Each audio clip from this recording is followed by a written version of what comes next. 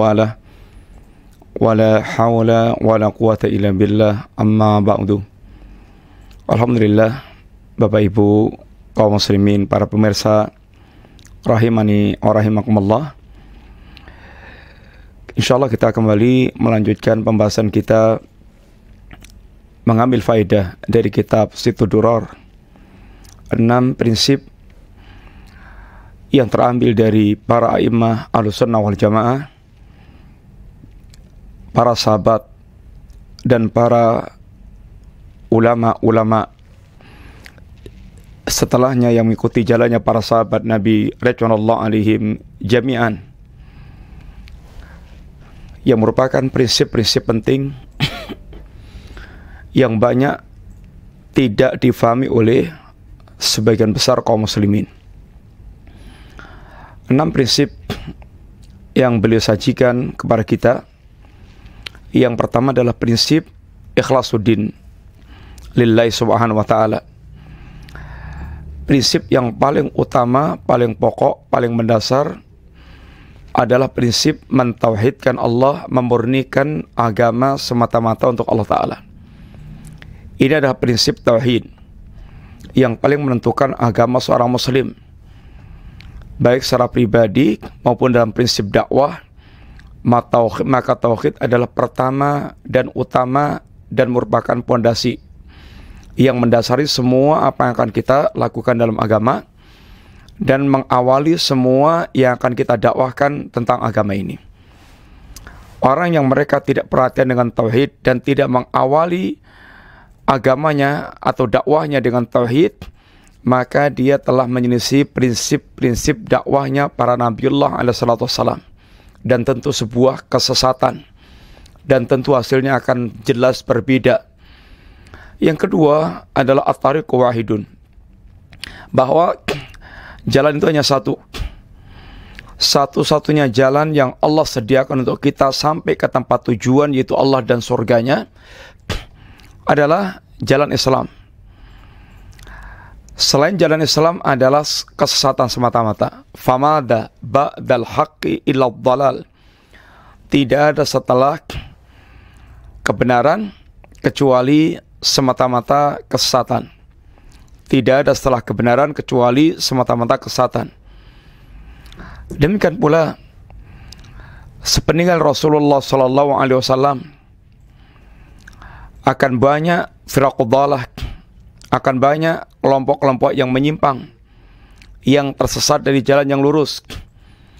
Maka jalan yang benar-benar lurus, jaminan lurus, yang Allah jadikan sebagai ini referensi jalan yang harus kita lalui, adalah Islam yang diajarkan oleh para sahabat Nabi radhiyallahu alaihim jami'an dan diwarisi oleh para ulama, yang memperingatkan dari semua bentuk penyimpangan-penyimpangan bid'ah yang mungkarah, dari berbagai macam penyimpangan-penyimpangan dari siratal mustaqim.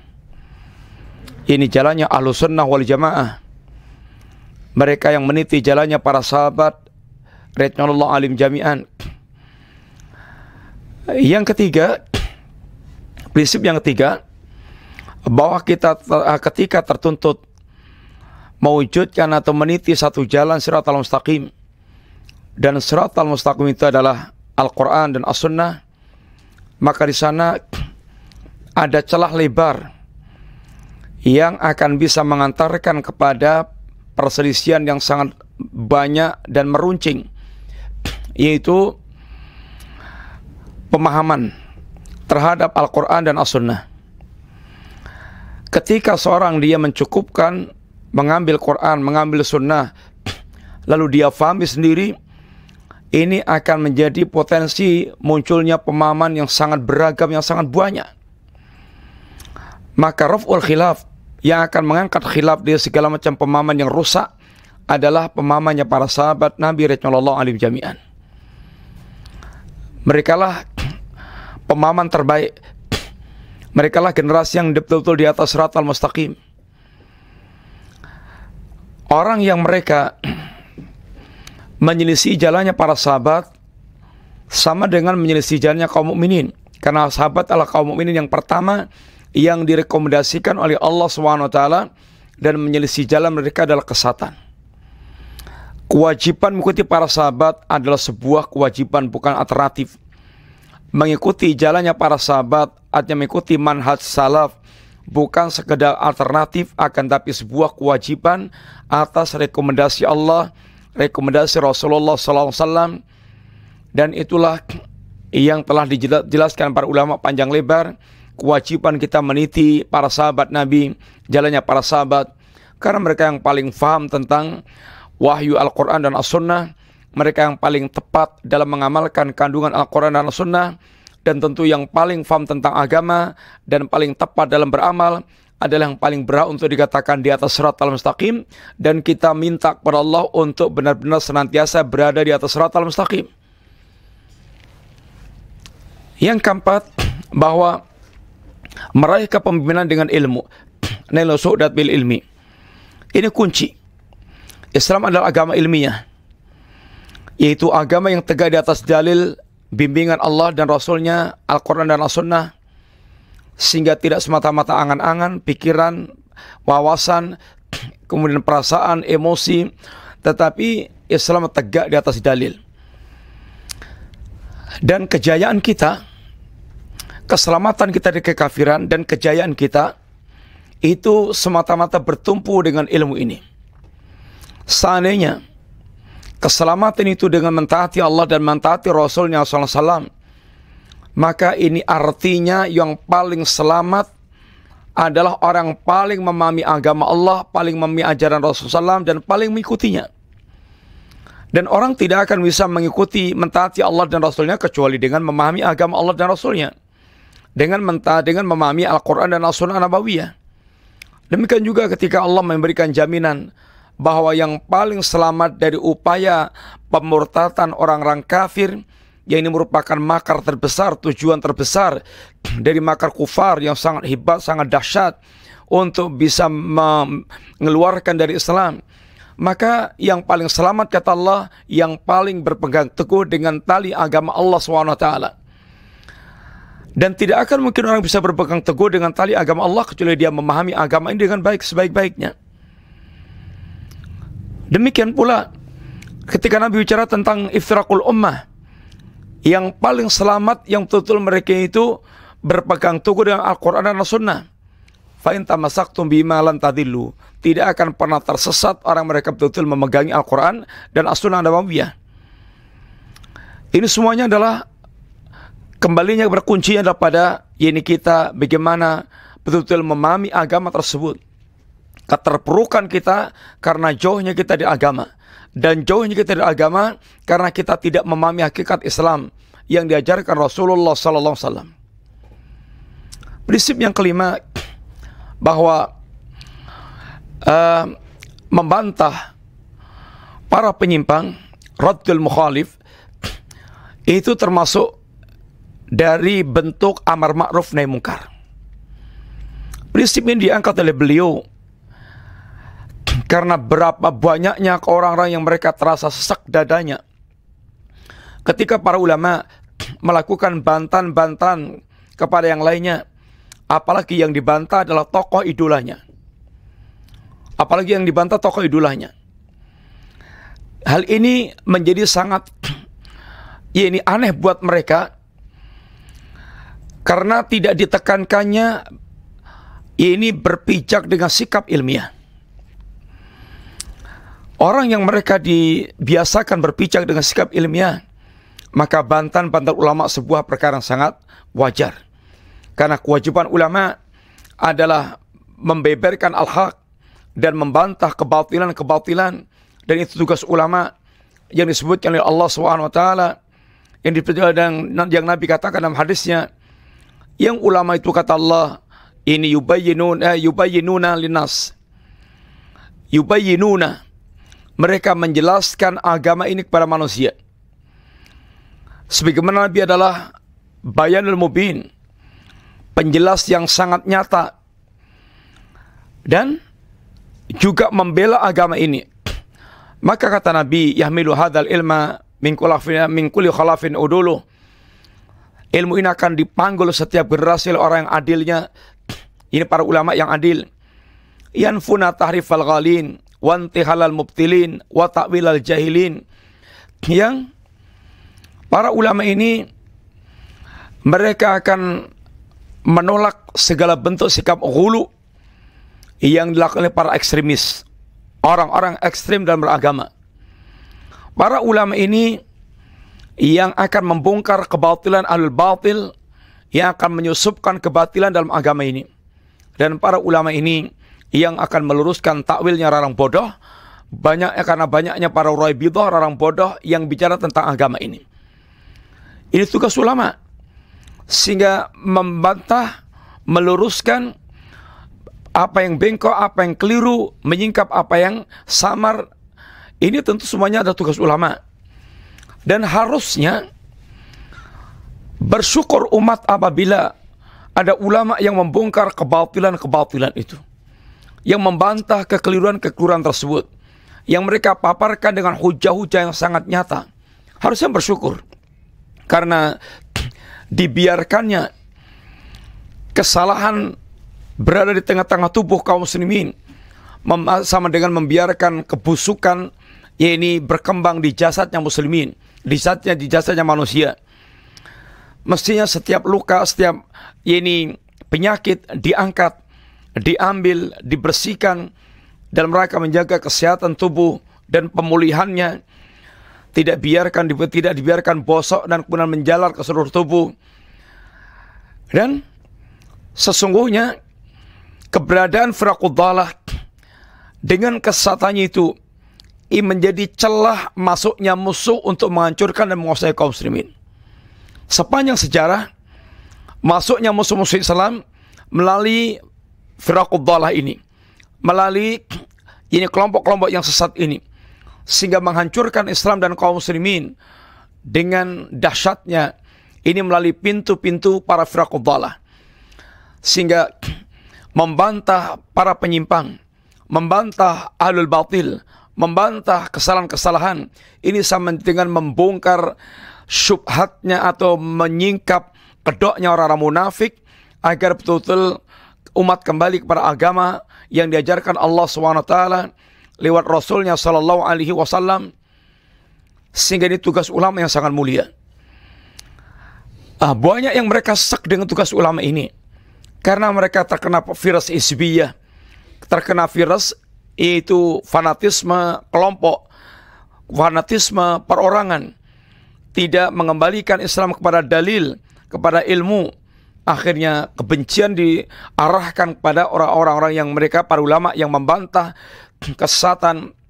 Dianggapnya mereka adalah orang yang tidak wara', dianggapnya mereka orang tidak menutup aib kaum muslimin, dan berbagai macam ungkapan-ungkapan yang mereka ungkapkan, yang sungguhnya ulama dengan tugasnya membantah kesesatan itu adalah menyehatkan kaum muslimin dan menyingkap kebusukan yang menyelimuti kaum muslimin agar tersingkap hakikat Islam yang sesungguhnya, dan itulah Islam yang sehat.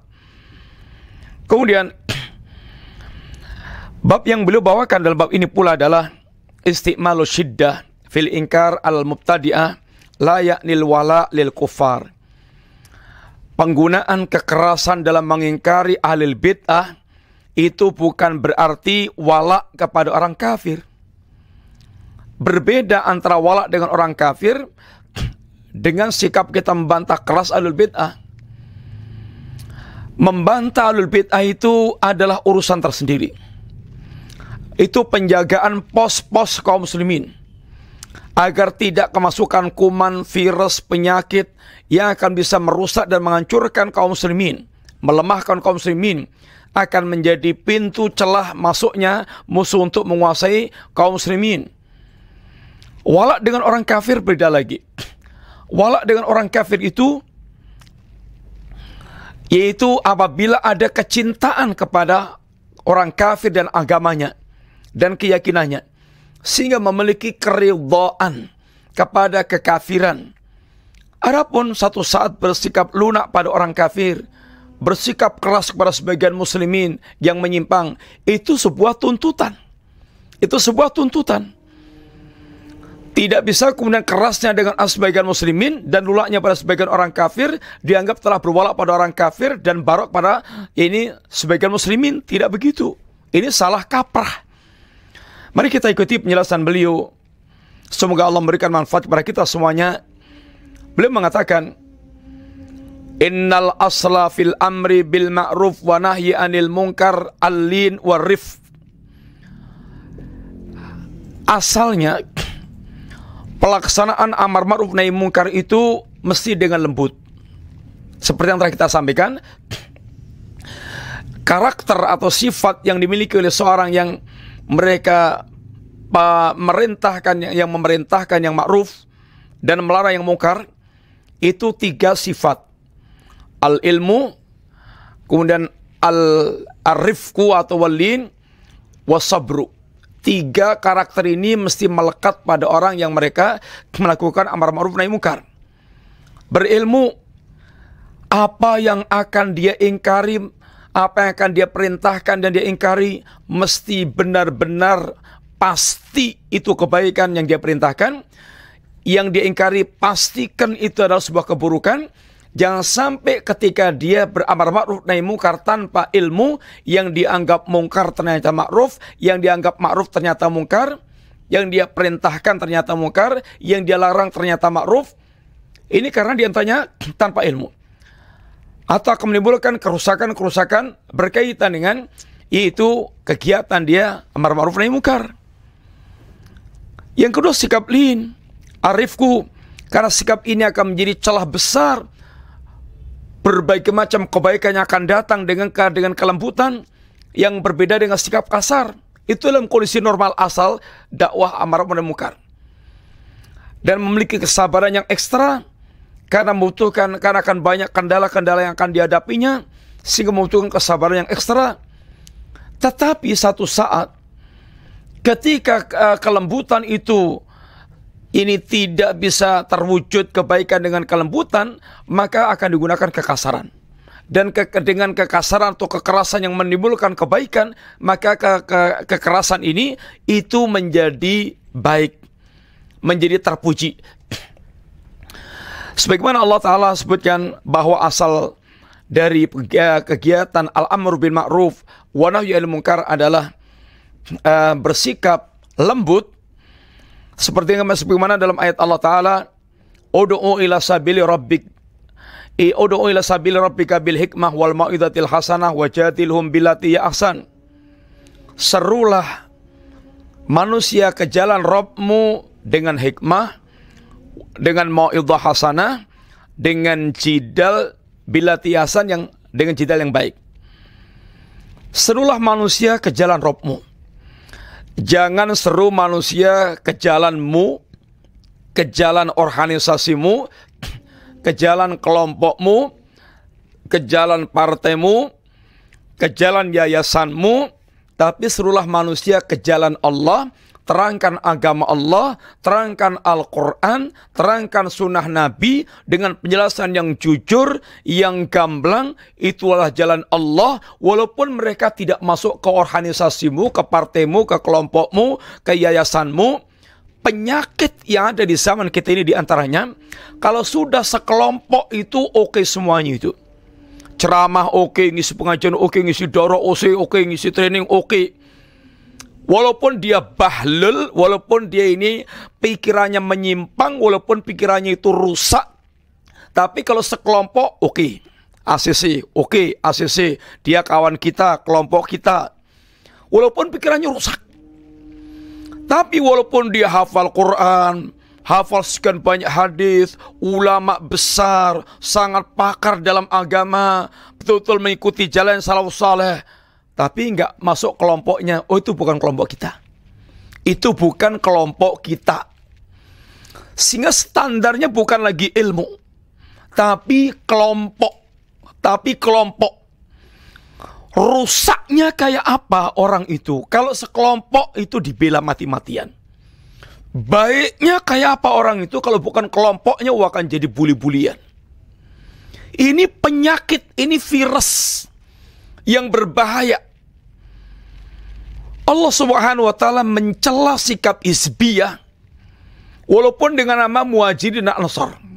Pernah di zaman Nabi, kelompok Muhajirin Ansar ada masalah. Lalu yang Muhajirin membangkitkan semangat Muhajirin, kelompok Islam Muhajirin. Yang Ansar membangkitkan kelompok Ansar. Sehingga hampir terjadi breng di antara kedua kelompok ini.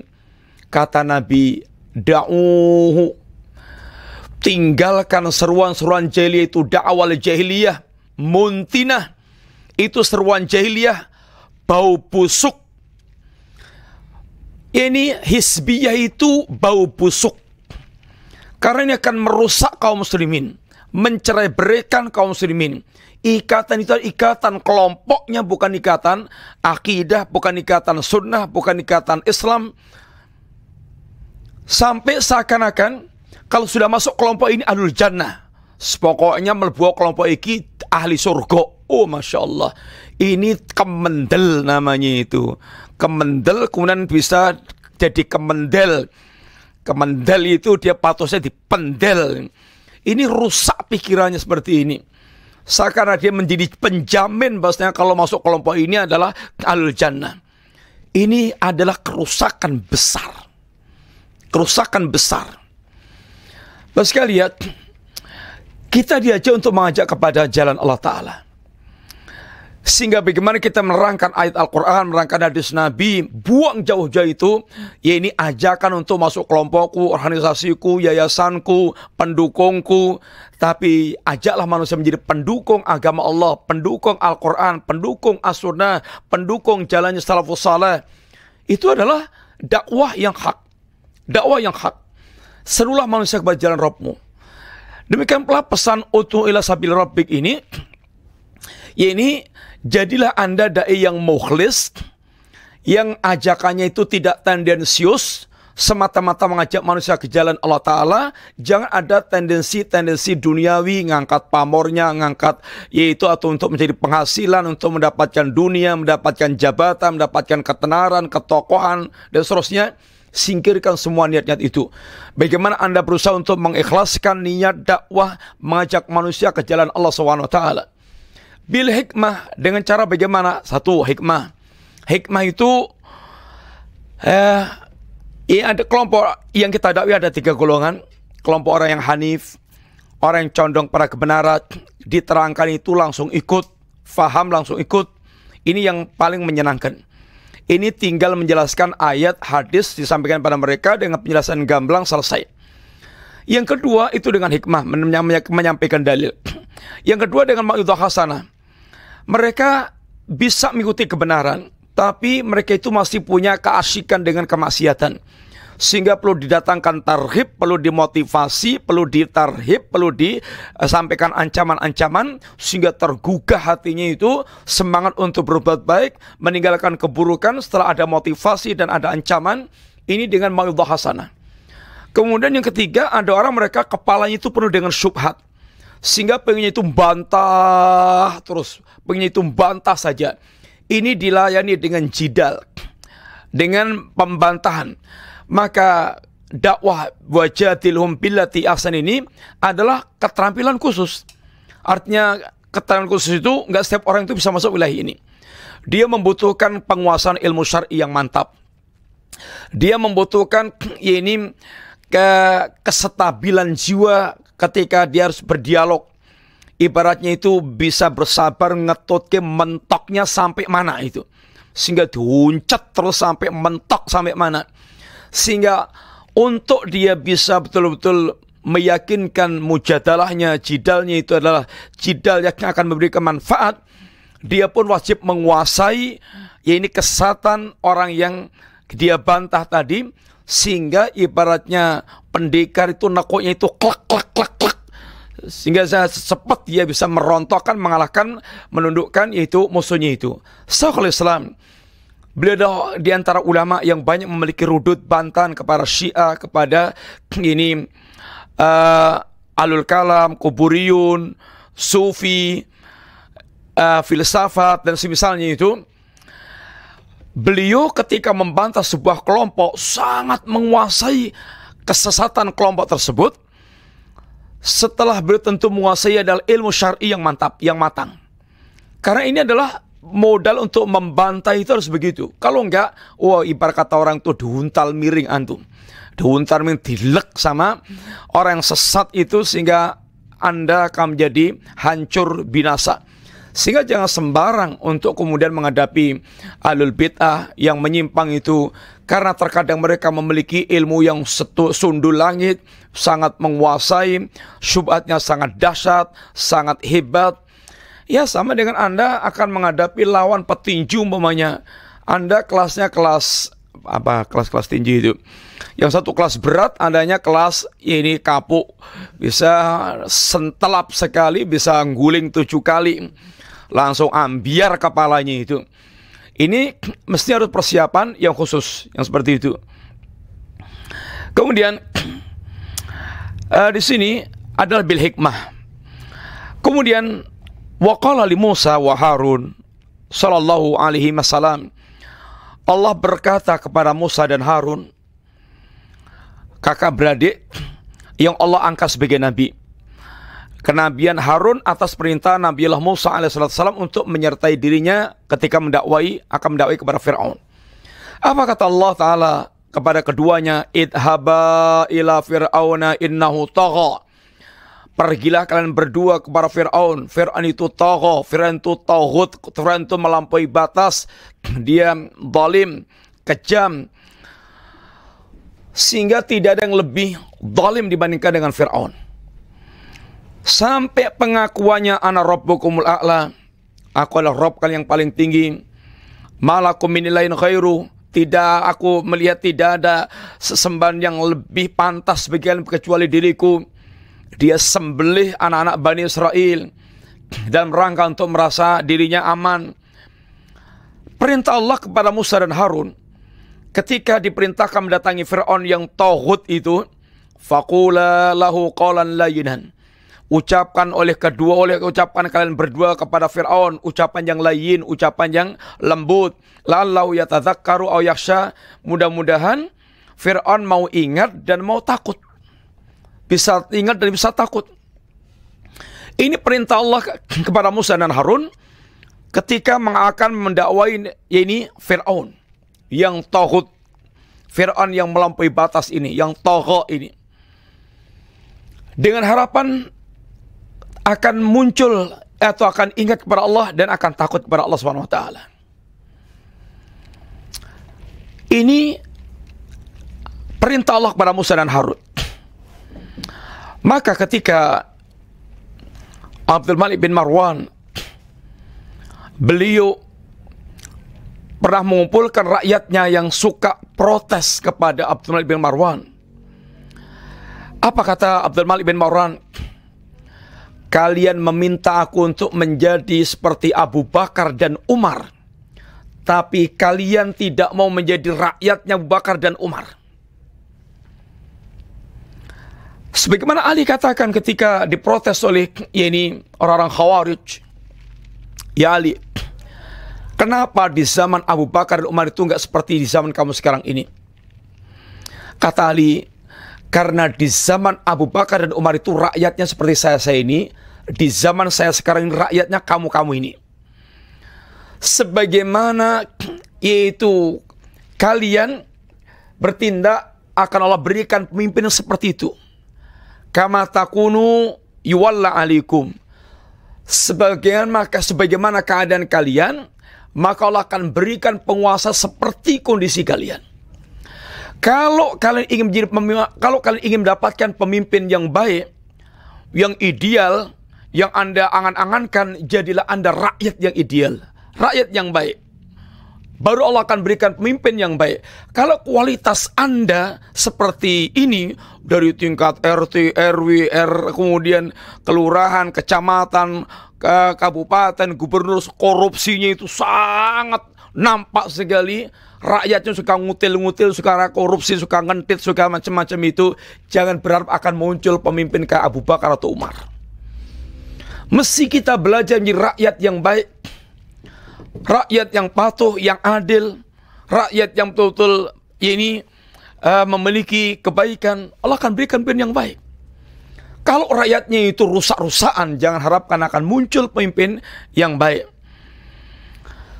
Allah perintahkan Musa dan Harun bersikap bersikap lembut kepada Fir'aun. Asalnya dakwah itu dengan kelembutan. Wa an Aisyata zaujin Nabi SAW, dari Aisyah, yaitu istrinya Nabi SAW, an Nabi SAW, dari Nabi SAW, beliau bersabda, inna rifqa la yakunu fi syai'in ila sana wa la yunsa'u min syai'in ila syana. Sungguhnya kelembutan itu ketika menempel pada sesuatu, tidaklah menempel pada sesuatu kecuali akan indah. Dan tidaklah kelembutan tercabut dari sesuatu, pasti akan kelihatan nggak indah, nggak bagus. Kelembutan itu akan menghiasi sesuatu. Sehingga suami yang lembut kepada istrinya akan apa indah. Pemimpin yang lembut kepada bawahannya akan apa indah. Kelembutan itu akan memberikan keindahan. Ketika kelembutan pada tempatnya. Lakin idza kana al-munkar la yughayyar illa binau'in minal khusyuna fala ba'sa bi-istimali.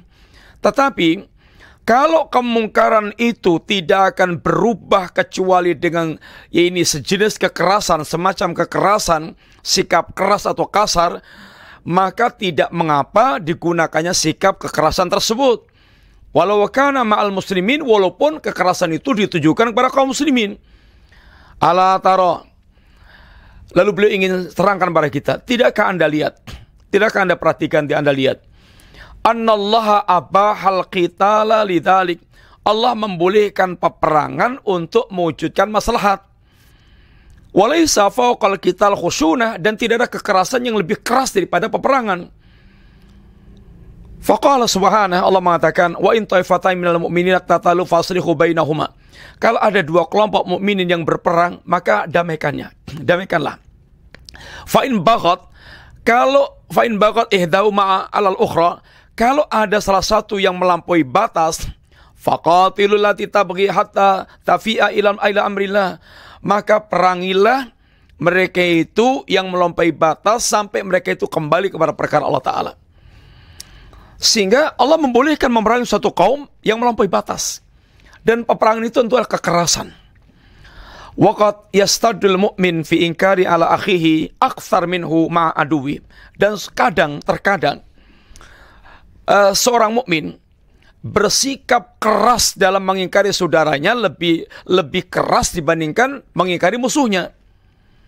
Contoh maunya sekarang, kisah antara Musa dengan Harun dan Musa dengan Fir'aun. Ketika Musa menghadapi Fir'aun, Allah katakan tadi apa? Faqula lahu qawlan layyinan. Perintahkan, ucapkan untuk Fir'aun, pemimpin yang tauhid ini ucapan yang lembut, yang layyinan. Dengan harapan akan bisa mendengar, akan bisa ingat, dan kemudian takut kepada Allah Ta'ala. Tetapi Nabiullah Musa bersikap kepada saudaranya Harun, ketika Harun diserai urusan oleh Musa, ditinggal beberapa waktu, kemudian Bani Israelnya itu malah menyembah pedet, anak sapi, dengan fitnah Samiri. Apa yang dimulakan oleh Nabiullah Musa alaihissalam? Musa ketemu Harun, dipegang jenggotnya, ditarik. Keras ini, sikap keras. Wa khadha bi ra'si akhihi yajurru ilai. Maka Musa pun pegang itu kepala saudaranya, dan ditarik itu jenggotnya itu. Tarik itu kepalanya oleh Musa. Sikap kasar, keras. Pertanyaannya, fali ahadin ayahtaja alaihi bil wala wal bara muttahiman lah bi annahu yabsutu lisana wa yadahu ala akhi wa yaltafu bit tawakhid. Ada nggak dari kasus Musa dengan Harun dan kasus Musa dengan Fir'aun ini, lalu ada yang berkomentar, berdalil dengan itu, bahwasanya Musa telah berwala kepada Fir'aun dan telah barok kepada Harun? Nggak ada. Tidak ada. Musa bersikap lembut kepada Fir'aun dan bersikap kasar dengan Harun. Lalu apakah Anda akan berani mengatakan Musa telah berwala kepada Fir'aun dan telah berbarok kepada Harun? Tidak. Karena itu sebuah kebutuhan dalam sebuah pensikapan. Di mana Musa bersikap kasar dengan Harun, melemparkan kalimat-kalimat yang keras dan bersikap yang keras kepada Harun, sedangkan pada Fir'aun lembut. Bal rubbama kana nabiyyu sallallahu alaihi wasallam yu'anniful ulama'a min ashabihi idza akhtau akthar min ghairihim. Bahkan Nabi terkadang bersikap keras kepada ulama-ulama para sahabat ketika mereka melakukan kesalahan, lebih keras dibandingkan dengan sahabat yang lainnya. Sedangkan sahabat-sahabat yang Nabi sikapi keras ini, Nabi sangat mencintainya. Wahud ala sabilil mithal. Kita ambil contoh aja lah. Pertama, sikap Nabi kepada Mu'adz bin Jabal. Ketika Mu'adz hina atala salah binas, ketika menjadi imam, panjang banget sampai ada yang keluar dari saf salatnya, dari salatnya itu sampai dituduh munafik, diangkat perkaranya kepada Nabi. Apa nasihat nasihat Nabi kepada Mu'adz? Dan Anda tahu, perlu Anda tahu bagaimana, di mana kedudukan Mu'adz di hadapan Nabi. Nabi pernah mengucapkan kalimat kepada Mu'adz, ya Mu'adz, wallahi inilah uhibbuk. Ya Mu'adz, benar-benar demi Allah aku mencintai Anda. Lalu Nabi mengajarkan pada Mu'adz sesuatu yang sangat berharga. Bersama dengan kecintaan Nabi kepada Mu'adz bin Jabal ini, Nabi tidak terlalu mengucapkan kalimat keras sebagai nasihat pada yakni Mu'adz, afatanun anta ya Mu'adz. Apakah Anda akan menjadi tukang fitnah membuat manusia lari wahai Mu'adz? Peringatan keras Nabi kepada Mu'adz. Berbeda ketika Nabi menghadapi badui yang bodoh. Kencing di masjid, ngutur kencing di pojok masjid. Sahabat pun gregetan kepada orang ini. Nabi bersikap sangat lembut kepada ini badui ini. Karena memang ini kebaikan ada pada kelembutan. Dan tadi kebaikan ada pada sikap kerasnya Nabi kepada Mu'adz. Sampai terkagum-kagumnya badui kepada Nabi, sikapnya yang luar biasa ini. Kata badui ini Allahumma arhamni wa Muhammadan wa la tarham ana ghairan ahadan. Ya Allah, rahmatilah aku dan Muhammad, dan jangan ada seorang pun yang kau rahmati selain kami. Kata Nabi, kamu telah membatasi sesuatu yang luas, rahmat Allah yang luas kamu batasi.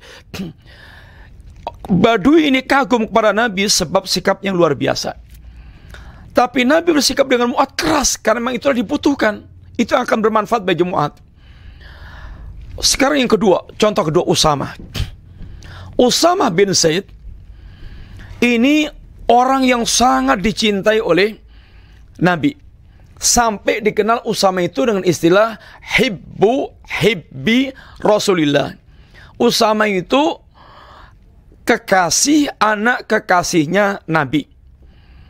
Kekasih anak kekasihnya yaitu hibbi Rasulullah, yaitu kekasih anak kekasihnya yaitu Nabi. Usamah bapaknya adalah Zaid bin Harithah. Zaid bin Harithah ini pernah menjadi anak angkatnya Nabi. Nabi sangat mencintai Zaid bin Harithah. Usamah anaknya Zaid sangat dicintai Nabi. Sehingga dikatakan Usamah ini hibbi Rasulullah. Ini anak kekasih anak kekasihnya Nabi. Intinya orang sangat disayang oleh Nabi Usamah ini. Di antara kasus yang menimpa Usamah adalah ketika di peperangan, orang musyrik sudah nggak tahu berapa kepala muslim yang dipenggal oleh orang musyrik, nggak tahu. Ketika pedangnya Usamah tinggal del di lehernya orang musyrik ini, dia mengucapkan kalimat la ilaha illallah. Usamah, tafsiran Usamah, Allah ini hanya ingin berlindung di pedangku aja, sehingga mati. Dibawa kasus ini diangkat kepada Nabi.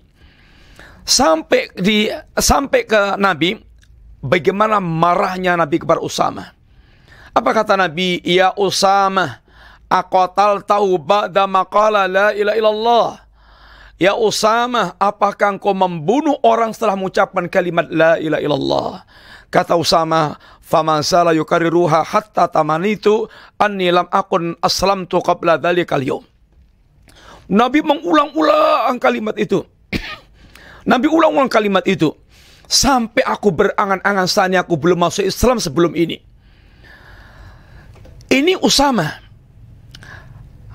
Kenapa Nabi keras dengan Usama seperti itu? Akan memberikan pendidikan yang sangat manfaat. Dan ternyata apa manfaatnya?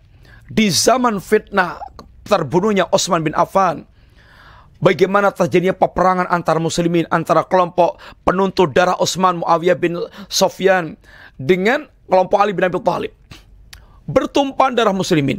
Maka Usama menjauh, wara', jangan sampai dia kesekian kali menumpahkan darahnya muslimin. Maka kata Imam Dhahabi, beliau mengatakan, "Intafa Usama min yaumin Nabi sallam, it yaqululah kaifa bila la ilaha illallah ya Usama, fakaffa yadahu walasima baitahu fa ahsan." Kata Imam Dhahabi, Usama betul-betul sangat mengambil manfaat dari ucapan Nabi ketika Nabi mengucapkan dari itu, ini kaifa bila ilaha illallah ya Usama, bagaimana dengan kalimat la ilaha illallah ya Usama. Maka dia pun menahan diri di rumah, menahan tangannya, dia melazimi rumahnya dan tidak ikut terjun dalam peperangan antar muslimin. Nampaknya perang fitnah, perang antara muslimin yang tidak tahu yang dia bunuh itu adalah bagaimana keadaannya. Ini perang fitnah, Usama menyelamatkan diri. Ini manfaat. Pendidikan keras yang memberikan manfaat. Maka qultu, aku katakan, kata beliau, Allahu Akbar. Ma'a'dhamat tarbawiyah an-nabawiyah. Alangkah sangat agungnya tarbiyah kenabian ini. Ini sebuah pendidikan yang tidak membiarkan kesalahan kecuali diluruskan. Ini akan menyehatkan. Ini akan menyehatkan. Sesuatu yang tidak sah nggak boleh dibiarkan bercokol di situ. Salak satu keranjang itu kalau dibiarkan ada salak bosok itu yang 3-4 saja dibiarkan di situ bosok itu. Ini yang bosok itu sekeranjang atau yang bosok jadi sehat? Salak sehat sekeranjang. Kemudian diletakkan di situ salak bosok 3 sajalah. Itu yang menjadi bosok itu sekeranjang salak itu atau malah yang bosok tadi menjadi sehat? Sekeranjang bosok semuanya itu. Ini mesti diselesaikan, yang tidak beres ini selesaikan. Membiarkan kebusukan di tengah-tengah tubuh muslimin itu akan menjalar dan membuat bosoknya semua anggota tubuh yang ada itu. Sehingga tidak boleh kita campur yang berpenyakit dengan itu yang sehat. Yang berpenyakit itu disehatkan. Bantahan ulama itu dalam rangka menyehatkan, dalam rangka menormalkan, menyehatkan, jangan sampai kebusukan itu menimpa kaum muslimin sehingga akan merusak. Wa ma ahqara tarbawiyah al-hizbiyah, dan alangkah sangat hinanya, sangat rendahnya tarbiyah hizbiyah yang membiarkan kesalahan bercokol, yang membiarkan kesalahan tanpa dibantah. Syirik dibiarkan, nifak dibiarkan, kufur dibiarkan, kesatan dibiarkan. Nggak bisa. Kalau ini biarkan dengan alasan persatuan muslimin, jangan diusik, jangan musik khilafnya muslimin. Nggak bisa. Ini sama dengan membiarkan barang bosok. Tinggal Anda tahu nggak ini kebusukan. Kalau nggak tahu perlu difahamkan. Kalau sudah paham mesti harus melakukan tindakan. Ini sebuah tuntutan yang seperti itu. Maka alangkah sangat agungnya, yaitu sikapnya para salaf, dan sangat hinanya sikapnya hizbiyah yang menganggap raddul alal mukhalif, membantah orang yang menyimpang itu sesuatu yang aib, dianggap itu tidak menutup aib muslimin, dianggapnya itu adalah sikap yang wara. Justru ini adalah membahayakan ini kaum muslimin. Dan hampir bersama bersama dengan mereka mengharamkan, membantah orang yang menyimpang ini, maka atas nama jihad mereka tumpahkan darah-darah muslimin. Hampir tidak ada fitnah penumpahan darah muslimin kecuali hizbiyah itu ada di situ. Kecuali orang hizbiyah itu ada di situ, menjadi pembakarnya, menjadi bensinnya, menjadi pengobarnya. Itu selalu ada begitu sepanjang zaman. Maka langkah sangat kokohnya manhaj salaf, bagaimana mereka betul-betul mengikuti jejaknya pendahulu mereka yang paling selamat dalam beragama dan paling menyehatkan dalam beragama. Maka hadhihi natijatu mudanatin mudanati ba'dihim ba'dhan. Inilah hasil mudahana. Artinya basa-basi, membiarkan kemungkaran, membiarkan kesatan, membiarkan penyimpangan, jangan dibantah. Ini kita baru butuh persatuan, sehingga akhirnya kebusukan itu terus menjalar. Sehingga mereka itu akan membuat hancurnya kaum muslimin. Berkata Syekhul Islam Ibnu Taimiyah, beliau mengatakan, al-mu'minu lil mu'min kal yadain taghsilu ihdahuma li ukhra wa qad la yanqali'ul waskhu illa binau'in minal khusyunah lakin dhalika yujibu minan nadhafah wal nu'umah ma nahmadu ma'ahu dhalik at-takhshin. Mukmin dengan mukmin itu seperti dua tangan yang saling membersihkan satu dengan yang lainnya. Kalau yang tangan kotor ini itu hanya debu nempel, itu ya lembut, cara membersihkannya lembut, nggak perlu dikerok-kerok, nggak perlu. Tapi kalau kotoran yang nempel di tangan satunya itu aspal atau sejenis ini pulut yang kalau nggak dikerok-kerok keras itu nggak akan tetel, kalau hanya dilus-lus lembut gini bisa 10 tahun, itu mesti digunakannya kekerasan, digunakannya agak keras karena itu kebutuhan. Itu kebutuhan. Untuk bagusnya, untuk sehatnya, untuk bersihnya, caranya begitu. Maka menggunakan kekerasan itu kalau pada tempatnya menjadi terpuji. Karena untuk menghasilkan kebersihan dengan cara seperti tadi itu. Sehingga sikap keras dalam perkara itu terpuji. Karena akan menghasilkan atau akan mencapai tujuan yang diinginkan itu. Maka asalnya dakwah itu lembut, lin, tidak boleh kasar, tidak boleh ini keras. Tapi satu saat ada sikap-sikap keras yang mesti ditunjukkan untuk kebaikan atau sehatnya dakwah ini. Maka beliau mengatakan, idan fahadalin alladhi tastamiluhu kathiru minal jama'at al-islamiyah ma'afradin au jama'atin min hamqi mutahawwirin alladzina kathiran mayatasabbabuna fi istidadil a'da 'alal muslimin laisa minal wala' fi syai' li'annahum yasidum ikhraqan fi dhalalihim li'adami syu'urihim bi'atmil jinayah.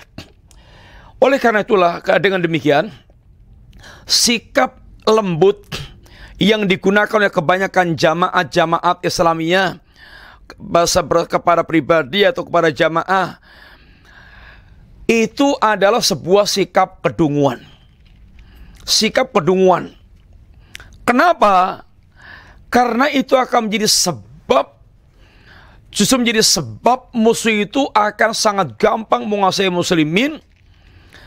Dan bersikap lembut kepada orang yang salah itu bukan menunjukkan walak sedikit pun. Sebagaimana bersikap keras kepada orang yang salah itu bukan berarti menunjukkan barok kepada dia. Tapi ini sebuah kebutuhan sebagaimana seorang ayah. Terkadang mendidik anak itu nggak bisa dengan lembut-lembut terus. Satu saat keras, satu saat kasar keras. Tapi itu akan sangat tertanam, akan sangat bermanfaat bagi anak ini. Itu sebuah kebutuhan. Yang kalau sikap dengan lembut, salah itu dibiarkan, jangan mah, jangan dikasari, jangan dikerasi mah, itu dilembuti, dibiarkan kesalahannya itu, oh dia akan nyelangkrak itu, akan nyelangkrak itu. Dari nginjek jempolnya orang tua menjadi meludahi mukanya orang tua itu nanti. Itu ketika dia kesalahan itu nggak segera diluruskan, itu bengkoknya semakin nemen. Dia akan semakin nemen dan semakin merusak. Ya kayak tadi koreng itu kalau nggak segera diobati, itu maka koreng itu akan babrah, bosok, seawak. Itu karena gara-gara tidak segera mengobati korengnya tersebut. Thumma innal muslimina, thumma inna shiddata al-maslukah ma'al muslimin ahyanan ba'athaha al-ghira alihim min an yura mutalahin bisyai'in min al-qadurat. Kemudian sesungguhnya keras yang dilakukan terhadap kaum muslimin terkadang itu akan membangkitkan yaitu ghirah, semangat, sehingga betul-betul akan menghilangkan ya ini kotoran-kotoran yang ada itu, dan akan menghasilkan kebaikan. Oleh karena itulah Syekh bin Baz pernah mengatakan, beliau mengatakan dalam ini tema al-adillah al-kashifah li akhta'i ba'dil qutab, dalil-dalil yang menyingkap kesalahan sebagian para penulis. Beliau mengatakan la syakka anna syariat al-islamiyah al-kamilah ja'at bitahdhir minal ghuluwi fid din wa amarat bid-da'wah ila sabilil haq bil hikmah wal mau'izatil hasanah wal jidal billati ahsan. Tidak diragukan lagi bahwa syariat Islam ini yang sempurna ini datang memperingatkan dari sikap ghulu kepada agama. Dan syariat ini memerintahkan agar berdakwah, mengajak manusia ke jalan yang hak ini dengan hikmah, mau'izah hasanah, dan dengan jidal yang baik. Walakinnaha, kata beliau, walakinnaha lam tuhmil lajanibal ghildah wasyidah fi mahaliha. Tapi tidak diremehkan ini akan tapi tidak mustahil tidak diremehkan penggunaan sikap keras kalau itu digunakan pada tempatnya. La yang faulin wal jidal bilati ahsan. Ketika sikap lembut dan sikap jidal dengan baik itu tidak membawa kepada kebaikan, maka sikap keras kasar itu terkadang perlu dilakukan. Sebagaimana Allah katakan kepada Nabi, ya ayyuhan nabiyyu jahidil kuffara wal munafiqina wal khulud alaihim. Wahai Nabi, perangilah orang kafir, jihadlah melawan orang kafir, melawan orang munafik, dan sikap keraslah kepada mereka. Yang sikap ini terkadang memberikan manfaatnya dengan sikap keras. Ya ayyuhalladzina amanu qatilul ladzina yalunakum minal kuffar wal yajidu fikum ghildah. Wahai Nabi, perangilah orang-orang kafir, yalunakum minal orang-orang kafir, dan hendaklah mereka mendapatkan darimu sikap ghildah keras. Wa'lamu anallaha ma'al muttaqin, dan ketahuilah Allah bersama dengan orang yang bertakwa. Wala tujadilu ahlal kitab illa billati ahsan illa ladina zalamu minhum. Jangan kamu berjidal dengan ahlul kitab kecuali dengan cara yang baik, kecuali kalau mereka itu zalim. Amma idza lam yanfa wastamara sahibudz zulmi awil kufri awil fiski fi amalihim walam yubali bil wa'id wan nasih fa innal wajib al-akhdu ala yadayhi wa muamalatihi bisyiddah wa ijra'i ma yastahiquhu min iqamati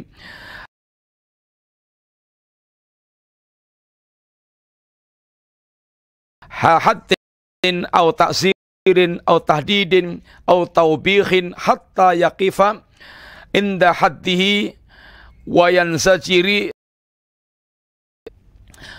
Adapun apabila bersikap lembut kepada mereka itu enggak bermanfaat, dan mereka terus melangsungkan kezalimannya, kekafirannya, kefasikannya, dan mereka tidak pedulikan itu nasihat yang baik, maka wajib untuk menggunakan sikap keras kepada mereka itu untuk menegakkan had atau takzir, yaitu menghukum mereka dengan dibuang, diasingkan, atau tahdid atau mengancam mereka, atau taubih atau menjelekkan mereka, hatta yaqifa inda haddihi, sehingga mereka akan berhenti pada batasannya itu, dan mereka tidak melampaui batas, dan mereka tidak meneruskan kebatilannya itu.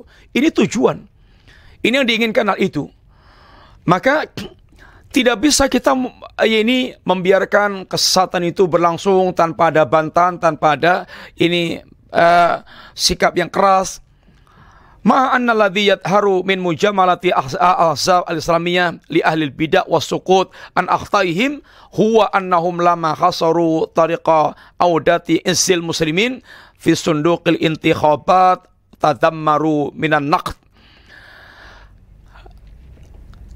Mujamalah basa-basi yang dilakukan oleh ahzab, oleh kelompok-kelompok Islamiyah kepada ahlul bid'ah, basa-basi para ahlul bid'ah, dan diem atas kesalahan mereka itu, ini rata-rata sebabnya itu adalah karena mereka membatasi tariqa audati izil Islam fi sunduk al-intikhabat. Mereka membatasi kemuliaan Islam, mengembalikan kemuliaan Islam itu pada kotak-kotak pemilu. Kalau mereka itu melakukan bantahan kepada orang sesat, itu akan bubar, sehingga nggak mungkin akan bisa menang di kotak pemilu, sehingga akan hancur harapannya mendapatkan kursi. Akhirnya basa-basi membiarkan yaitu kesatuan itu berkembang, jadilah basi dan bosok. Ini yang terjadi. Sehingga mereka keras dengan ulama yang membantah karena motifnya dunia. Mengembalikan ketujuan Imam Bani Islam, ada caranya yang benar mengembalikan kemuliaan Islam. Oleh karena itulah, sekali lagi, alangkah sangat kokohnya manhaj salaf, alangkah sangat terjaganya manhaj salaf, alangkah sangat jauhnya manhaj salaf dari kepentingan duniawi, dan itu cara yang paling mengantarkan kepada kemuliaan yang hakiki. Selainnya akan menjadi tipuan-tipuan dan bayangan fata morgana, menjadi fata morgana, bayangan-bayangan palsu yang hanya akan menipu setiap kita.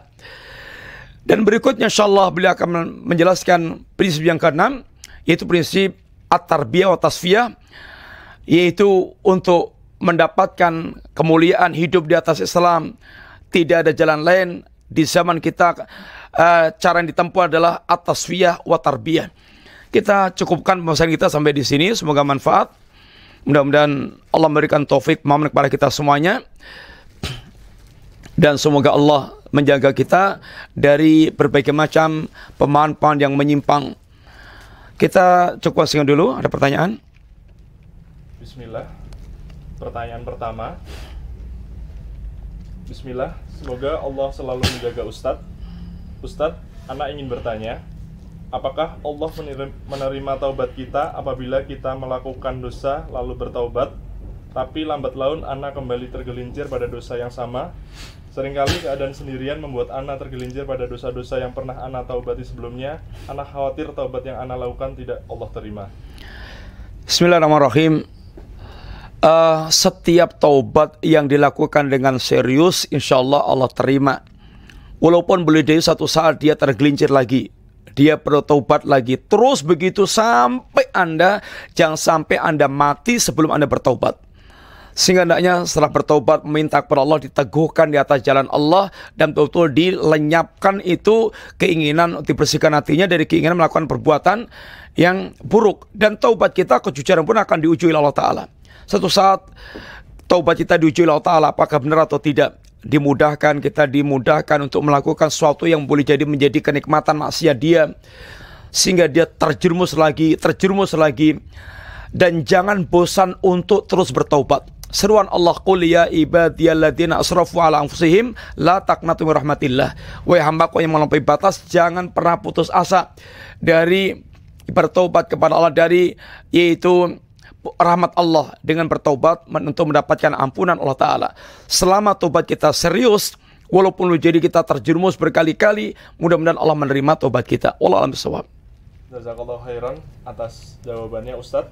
Pertanyaan berikutnya, Ustadz, apakah pencarian hadis sahih sudah berakhir di era imam-imam hadis atau masih berjalan sampai dengan sekarang? Ya, para ulama masih mempelajari, yaitu mempelajari ilmu tentang masalah mustalah hadis, yang di situ nanti dia akan yaitu mengembangkan tashih dan tad'if hadis. Yang jelas masih berjalan sampai sekarang, menilai, yaitu untuk menilai apa yang telah dikumpulkan para ulama zaman dulu. Ada ulama-ulama, imam-imam yang mereka sekedar mengumpulkan hadis tanpa mensahihkan dan tanpa mendhaifkan, tapi mengumpulkan riwayat-riwayat hadis sehingga sebanyak-banyaknya dikumpulkan, yang mereka kumpulkan tanpa yaitu mentashih dan mentad'if. Imam Bukhari sendiri, kitab beliau Sahih Bukhari itu berbeda dengan hadis Bukhari yang dikumpulkan beliau yang lainnya. Sehingga kalau Sahih Bukhari sudah dipilih yang paling sahih, yang dikumpulkan yang lainnya itu belum dipilih sebagaimana Sahih Bukhari. Sehingga terus para ulama sampai sekarang pun terus selalu mengadakan penelitian setiap hadis yang datang dari banyak jalur. Yang jelas kesimpulannya yang sudah ada itu as-sahihul kutub ba'dal Quran, Sahih Bukhari, Sahih Muslim. Sesahih kitab setelah Al-Quran, Sahih Bukhari, Sahih Muslim. Adapun sampai sekarang nama ilmu juga masih dipelajari, dan terus ada tasghir dan taf'id dari para ulama, dan biasanya mereka menukil juga dari ulama-ulama terdahulu tentang masalah tasghir dan taf'id. Wallahu a'lam bishawab. Jazakallahu khairan atas jawabannya Ustaz. Pertanyaan berikutnya. Assalamualaikum Ustaz. Waalaikumsalam warahmatullahi wabarakatuh. Bagaimana cara kita tahu suatu kajian itu menyimpang atau tidak? Karena kalau sudah masuk, kadang kita nggak tahu apakah kajian tersebut sesat atau tidak. Mohon penjelasannya Ustaz. Ya, yang pertama, bismillahirrahmanirrahim, Anda mesti paham hakikat manhaj salaf. Apa itu hakikat manhaj salaf? Ini adalah standar kita untuk menilai orang itu bicaranya ngawur atau lurus. Ini diantaranya Quran, Sunnah, dan bagaimana mereka nukilannya dari perkataan para imam salaf. Bagaimana sikap mereka dengan para ulama-ulama yaitu salaf. Ciri khas kajian-kajian salaf itu adalah mereka tidak sekedar membawakan ayat dan hadis, tetapi membawakan akwal para imam, akwal para salaf, sehingga dia memiliki silsilah pemahaman yang memang itulah pemahaman para salaf. Ini ciri khasnya. Yang kedua, kalau Anda nggak bisa juga membedakan begitu, ya tanya ustadz yang Anda merasa merasa ustadz itu adalah amanah dalam menyampaikan agama, yang Anda yakini betul-betul bermanhaj salaf. Tanya. Itu jalan yang paling gampang. Tanya, kita mau ikut ustadz atau ikut kajian ustadz fulan, recommended atau enggak? Tanya. Karena mesti begitu jalurnya, nggak bisa tidak. Karena kalau kita nggak tahu, tanya kepada yang ini lebih tahu. Semuanya begitu. Setiap orang yang mereka itu pemula, ingin menerapkan sesuatu, ya tanya kepada ahlinya. Tinggal Anda pilih ustadz yang kira-kira Anda yakini menuntun kepada manhaj salaf. Wallahu a'lam bishawab. Jazakallahu khairan atas jawabannya Ustadz. Pertanyaan berikutnya. Bismillah.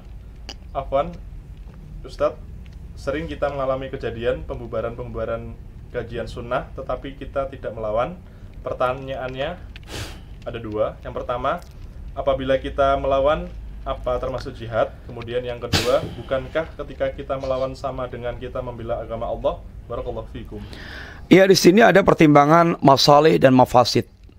Pertimbangan maslahat dan mafsadat, sehingga tidak asal yaitu ngusruk gitu aja. Ketika kita mempertimbangkan bahwasanya bertindak umpamanya melawan itu menimbulkan madarat yang lebih besar, maka mengalah itu adalah masyru', adalah syar'i. Ketika kita punya kekuatan yang real dan kita yakin bisa meminimalkan kemungkaran, tertekannya kebatilan, maka melawan itu adalah sebuah tuntutan.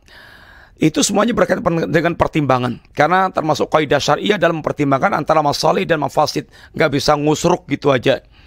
Dan pertimbangan itu kembali kepada ini para asatidah, kepada para ulama, sehingga mereka memiliki pertimbangan syar'i yang pertimbangan itu dengan ilmu, maksudnya bukan dengan emosi semata-mata.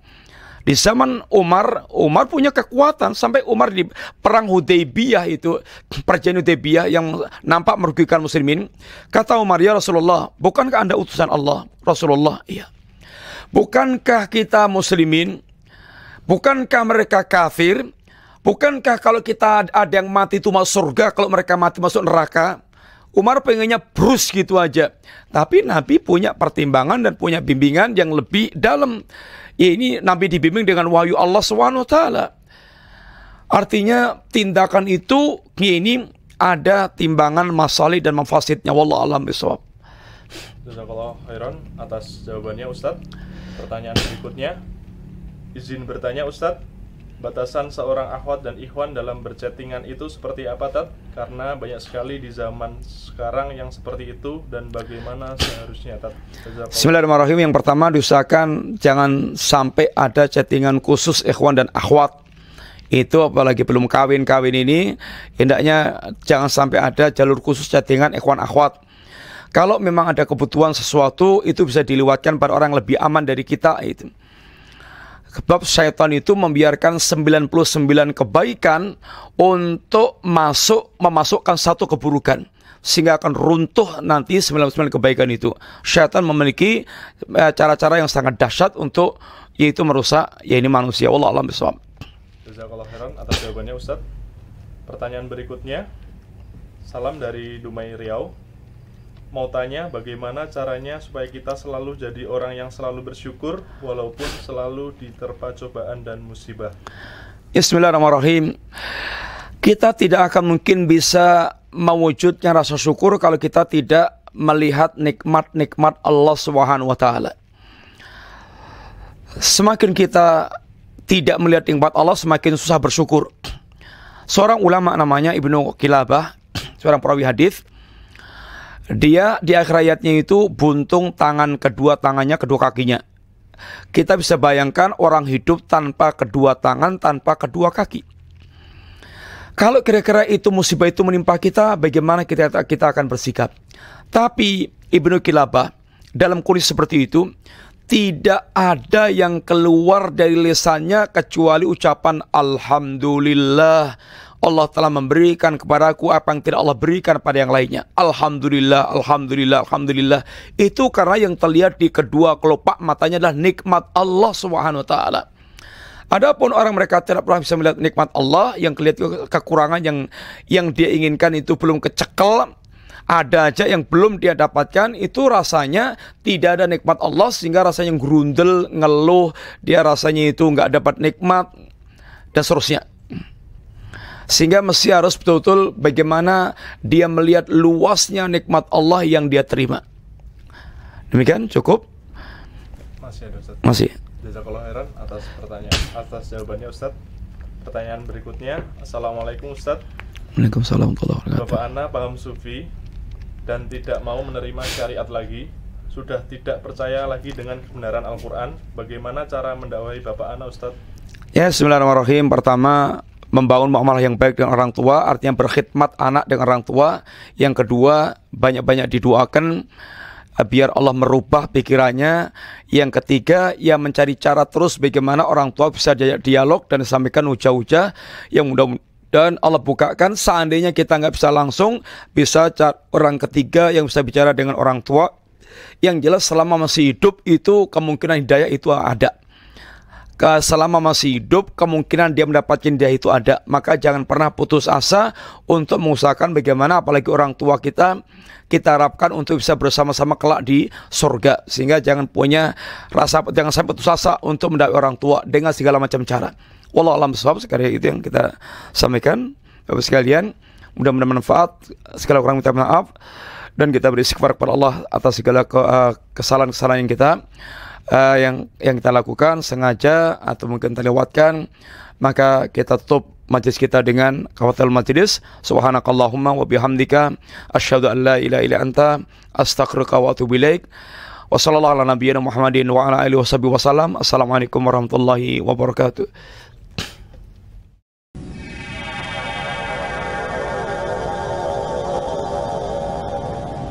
Beta mengaji dengan berdakwah para salaf.